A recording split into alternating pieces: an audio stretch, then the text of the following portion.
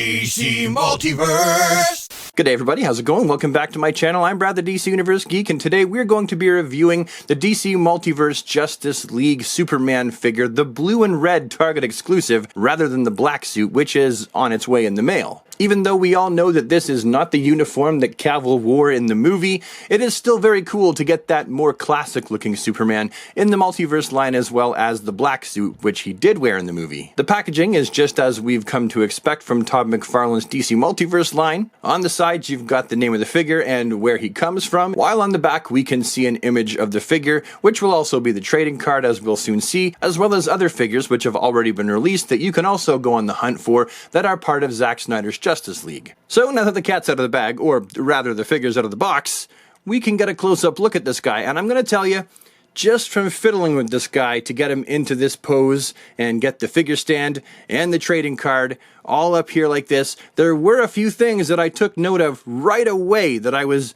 shall we say, dissatisfied with. So we'll just get these two accessories out of the way first. There is the basic flight stand, the figure base with the arm on top. We know what these are like. And we have his trading card.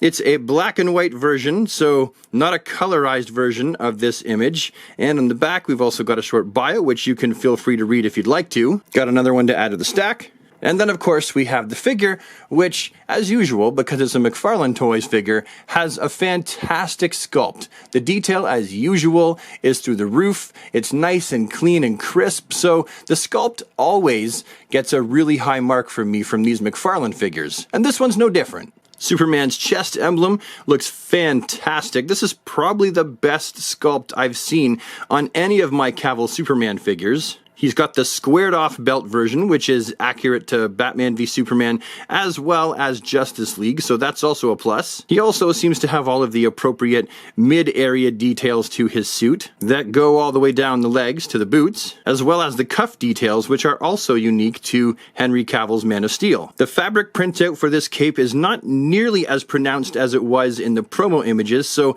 I actually quite like this, and it's bunched over his shoulders, probably like it should be for Henry Cavill's Superman. It's a softer rubber, which is nice. It is very thick, so it's going to make him very back heavy, and you can see all the cape bunched up underneath. And then, of course, for the rear view of the figure, again, you can see all of the appropriate Henry Cavill Superman details. The face sculpt and the deco thereof are not bad for this Superman. I do enjoy the fact that his hair is going in the correct direction for Justice League, so that's a plus for me.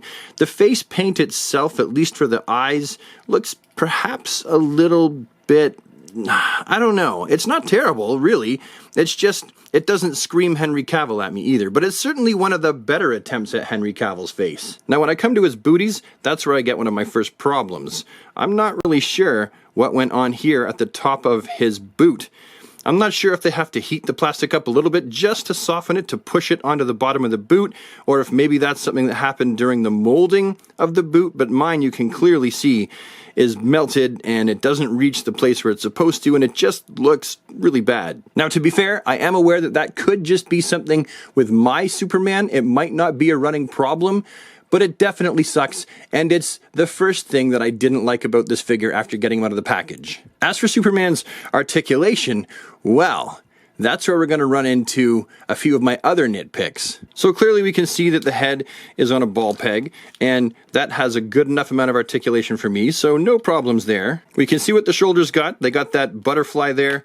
They got that rounded hinge that clicks into place so it'll hold its pose. He's got a bicep swivel, a double jointed elbow, and that is great. That is a lot of crunchy action. The rounded hinge in the wrist that, as usual, it just looks ugly. It always looks ugly. He's also got a ball joint in the torso, which moves around pretty freely, so no complaints there. I wish it did have more back motion, but honestly, that's okay for me. When we get to the waist, this is my first articulation nitpick. It is so tight that I honestly can't really move it. It's just stuck right out of the box, and it's not fused. It's just a really tight articulation point that doesn't really do much of anything. Of course, we have the McFarlane groin.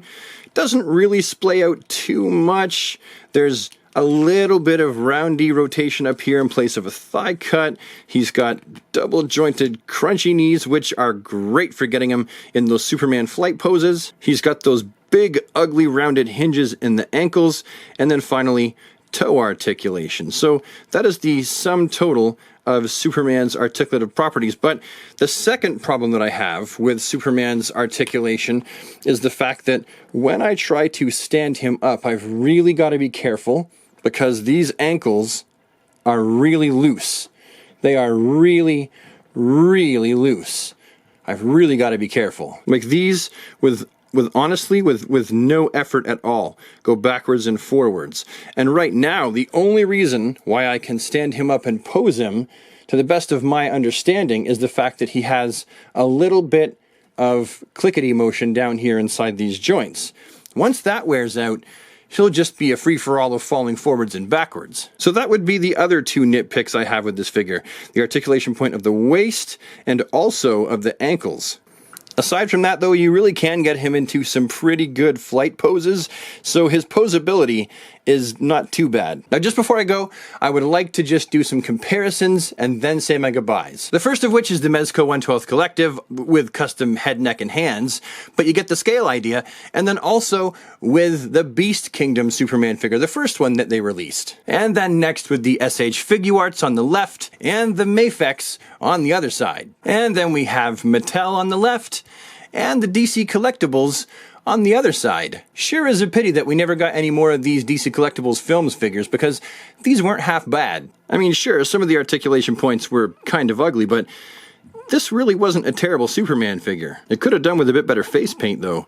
That just doesn't look quite right either. So all in all, not a super great figure, not a terrible figure, at least mine. I'm probably going to have to get my hands on a second one to really do a comparison to see if it gets any better. This is one of the figures that I would probably get multiples of anyway. He's really a pretty good representation of Henry Cavill's Superman, and especially for the $19.99 American price point, it really doesn't get much better for this as far as value bang for your buck. Anyway, that's all for me.